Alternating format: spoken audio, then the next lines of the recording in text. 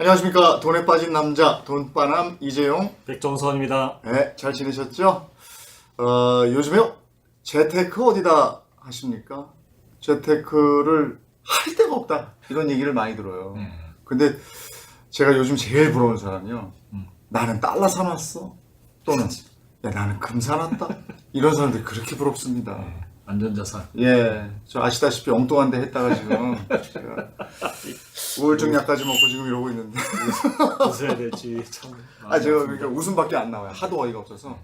그 얘기는 제가 왜 자꾸 헛웃음을 짓는지는 다음번에 저 유튜브에서, 이 방송에서 말씀을 한번 드리도록 하겠습니다. 피눈물이 납니다. 자, 오늘은 달러 얘기 좀 해보려고요. 달러. 이게 많은 분들이 묻는 게 지금이라도 사야 됩니까인데, 달러가 요동치고 있단 말이에요. 이 배경부터 한번 알아볼까요? 우선 그 그래프를 보면서 말씀을 드릴 수가 있을 것 같은데요. 그래프를 보시면 작년 11월에 폭락했던 달러가 12월 들어서면서 미국과 중국의 무역 분쟁이 해결됐다고 그러니까 쫙 올라왔어요. 네. 올라왔다가 금년 1월 정도부터 뭐가 안 좋은 거죠.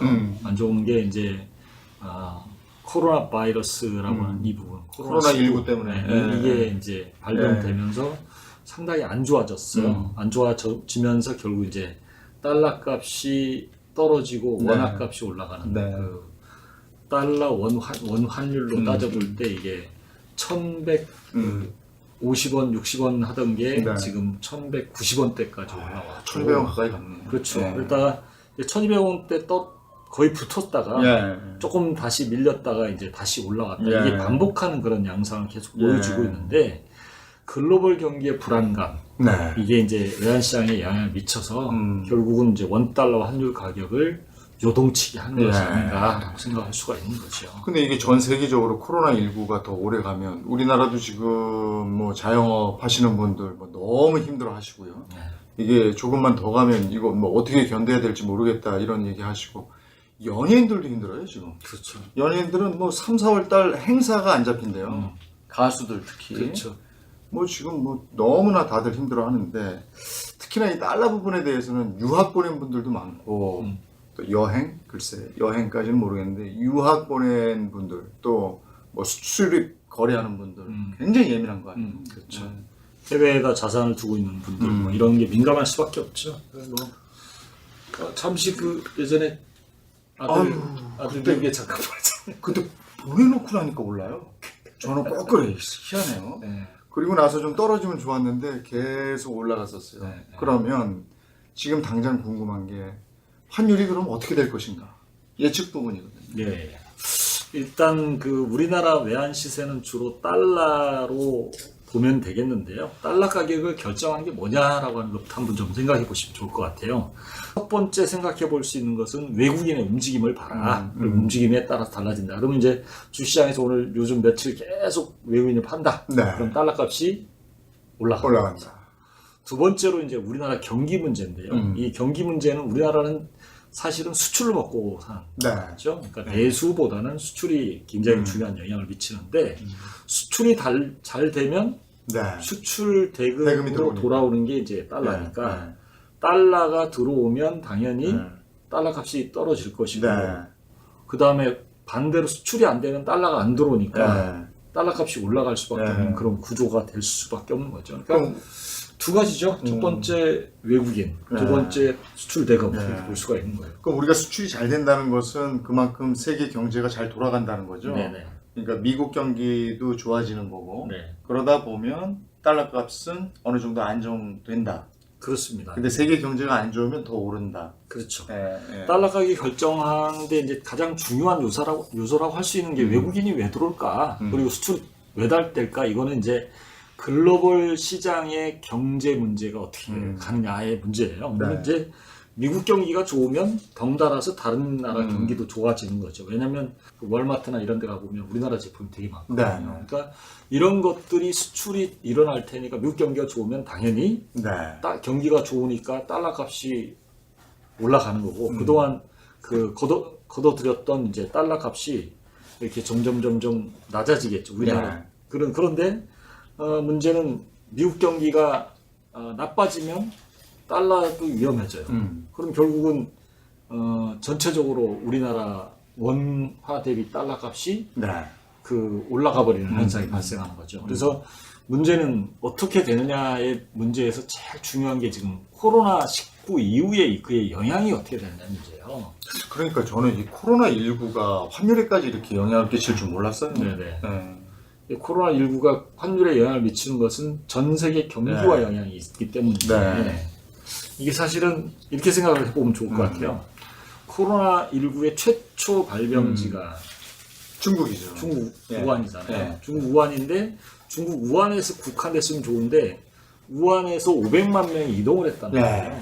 500만 명이 자기 고향으로 찾아가고 그게 하필이면 코로나19가 발생한 시점부터 네. 얼마 안 돼서 네. 중국의 가장 큰 명절인 춘제가 있었단 말이에요. 네. 그러니까 춘제는 결국 중국 각지로 흩어지게 되고 그럼 중국 전체가 감염 지역이 될 수밖에 네. 없는 상황이 됐다는 거죠. 해외로도 나왔다. 그렇죠. 이제 그 사람들이 또 해외로도 갔고 네. 그래서 중국 전체가 감염 지역이 됐고 전 세계로 약 한 20몇 개국이 네. 이제 감염 지역이 된 거죠. 네. 근데 문제는 중국이 전 세계의 공장이라는 거예요. 네. 중국에 전염병이 돌았고 전염병이 돌다 보니까 그 공장에서 일하던 사람들이 공장에 출근을 못 하게 네. 되니까 공장이 멈춘 거죠. 예. 처음에 이게 들어와야 다른 네. 공장이 돌아가는데 여기가 멈추면 다른 공장도 연쇄적으로 멈춰버리게 되는 거죠. 그러다 보니까 특히 우리나라 같은 경우는 중간재나 기초 소재를 가져다가 네. IT나 반도체로 만들어서 수출을 하는 나라에는 직접적인 영향을 많이 줄 수밖에 그러니까 부품이 없다는 소리가 나오는 거예요. 그렇죠. 그리고 네. 미국의 애플이나 이런 데는 그 중국의 소재나 네. 제품 생산 공장이 있기 때문에 네. 상당히 심각해져요. 그러니까 네. 전자통신, 반도체, IT 관련 회사들은 상당히 어렵게 되면 이렇게 되면 이제 수출 문제가 생기고 이것은 앞서 말씀드린 환율 결정에 결정적인 네. 영향을 미칠 수밖에 없다는 거죠. 그래서 이런 우려 때문에 공장들을 요즘에는 저 포스트 베트남이라고 그래서 저 중국이라고 그래서 베트남 쪽으로 많이 이전한다고 그래요. 점차 뭔가 좀 중국에 대해서 불안감을 느낀 사람들이 이제 탈중국 하면서 베트남, 네. 아세안 이런 쪽으로 네. 좀 이동을 했죠. 사실 우리 주변의 사람들도 보니까 뭐 중국에 공장 세웠다가 지금은 다 베트남으로 옮겨서 그렇죠. 그렇더라고요. 베트남의 인건비가 싸고 예. 빨리빨리 돌아가죠. 예. 거기다가 베트남은 그 거의 국토의 약 3분의 2가 바다 맞대 있잖아요. 그러니까 결국은 그 이게 물류를 해결하기가 네. 참 좋아요. 네. 그래서 베트남으로 많이 갈 수밖에 없는 거지. 거의 풍경도 좋더라고요. 그렇죠. 예. 바다 끼고 그 좋아요. 예. 근데 그러면 어떡할까? 지금 보니까 달러를 사야 된다 이런 말씀 맞습니까? 뭐 그렇게 생각할 수도 있겠습니다. 근데 달러를 사모으려고 하면 예. 좀 생각해 볼 수 있는 게 몇 개 있겠어요. 첫 번째 이제 달러를 사러 가면 어떻던가요?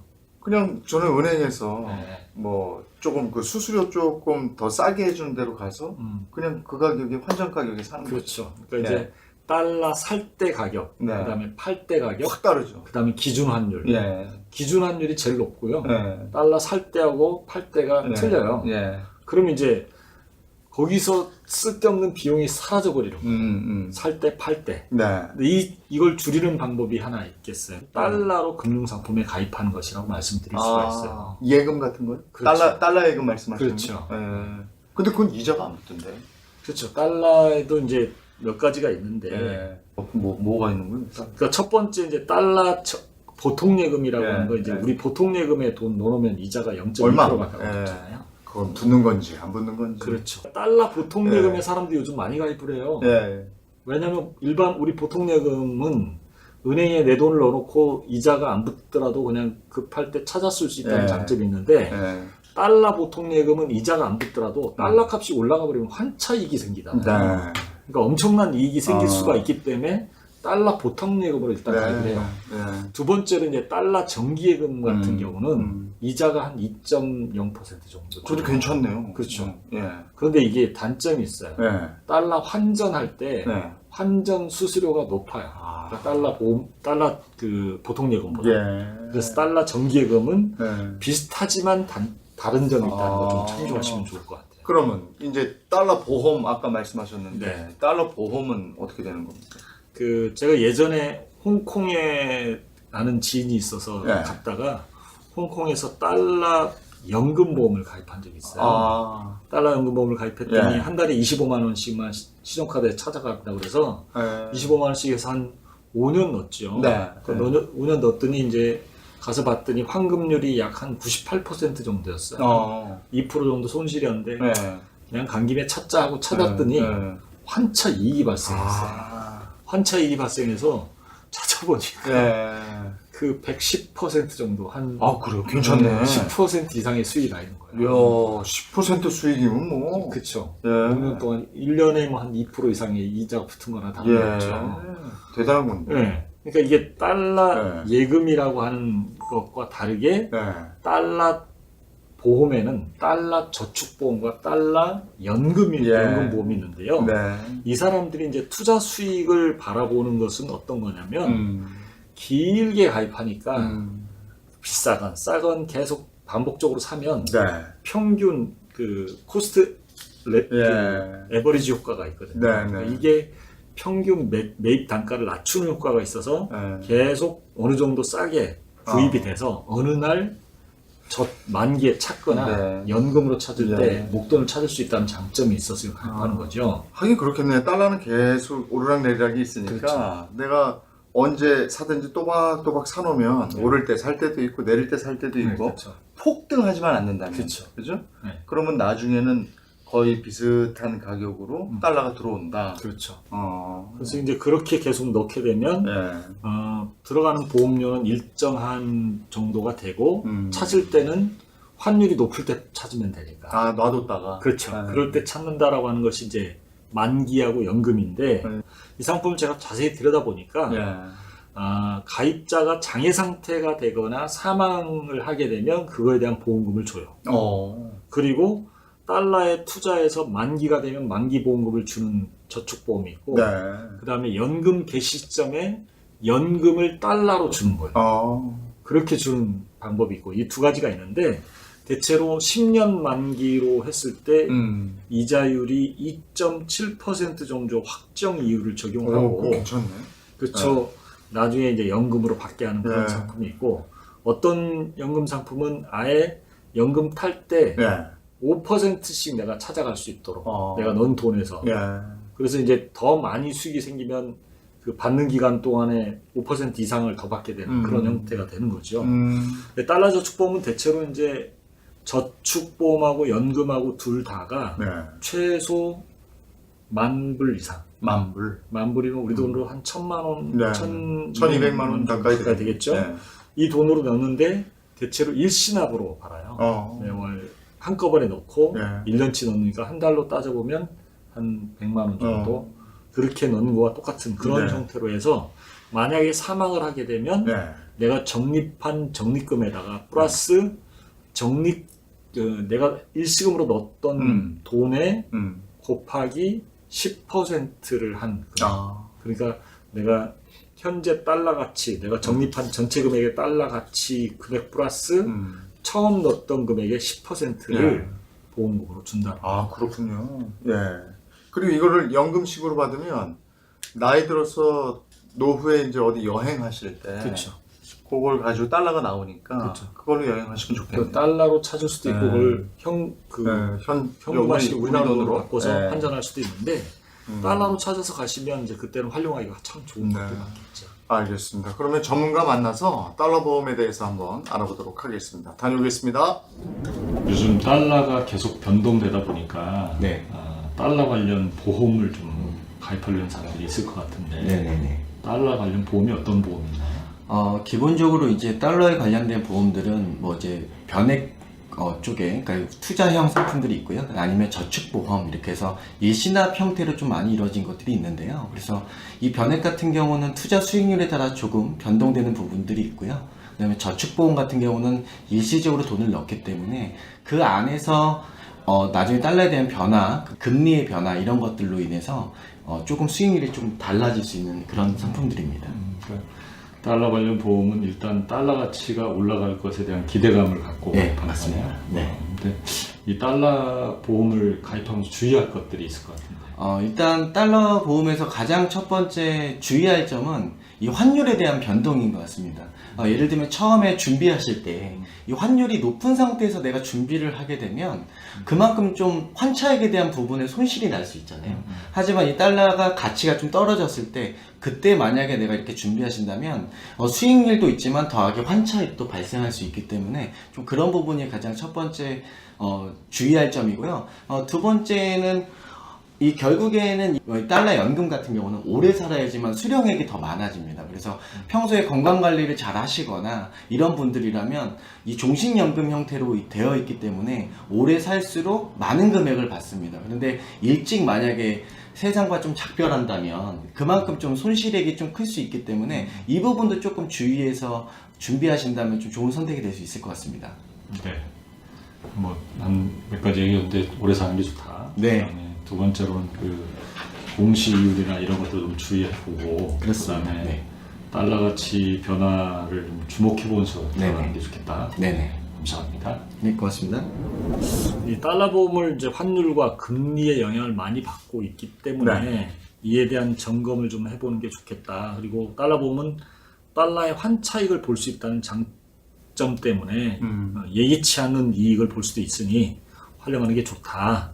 거기에다 보장까지 해주니까 일반 그 저축, 달러 저축이나 달러 보통 예금보다는 더 유용한 면이 장기간 활용하기에는 좋다. 뭐 이런 표현인 것 같습니다. 그렇군요. 도움이 되셨습니까? 더 궁금한 게 있으시면 저에게 사연 보내주십시오. 그럼 저희가 더 알아서 말씀드리도록 하겠습니다.